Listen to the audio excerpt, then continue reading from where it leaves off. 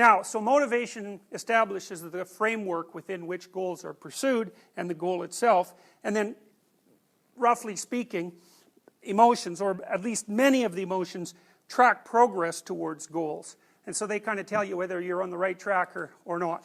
So that's a reasonable way of distinguishing them, even though there is no single motivation system or single emotion system.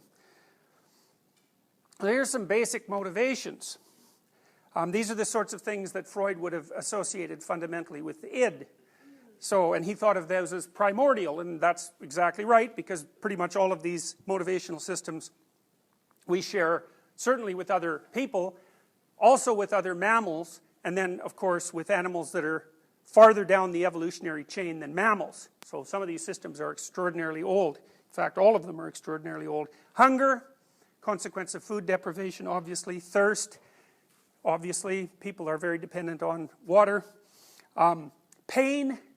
Pain's complicated. There's physical pain, and then there's its mental equivalents. And the mental equivalents of pain are grief, disappointment, frustration, roughly speaking.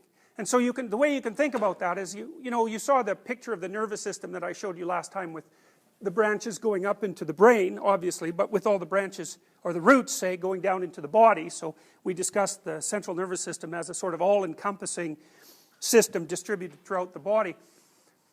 Imagine that part of that network throughout your body is associated with pain reception, and that would be roughly equivalent to systems registering levels of input that are high enough to potentially damage them. That's where pain seems to come in.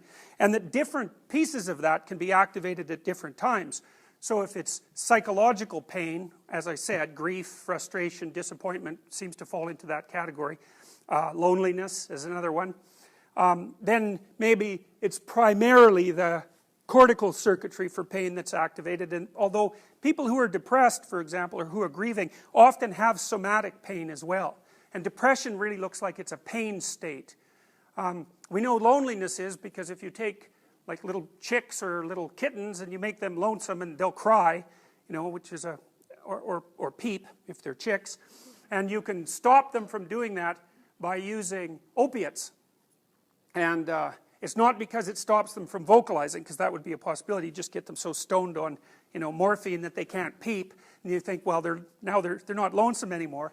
So the experiments have been done carefully enough to factor out the effect of the opiates on the vocalization. So, and that's also led to some suspicion that people who have had a history of extraordinarily painful personal relationships might be those who are more prone to opiate use. And so opiates, analgesics, they basically dampen out pain and frustration and disappointment and grief and loneliness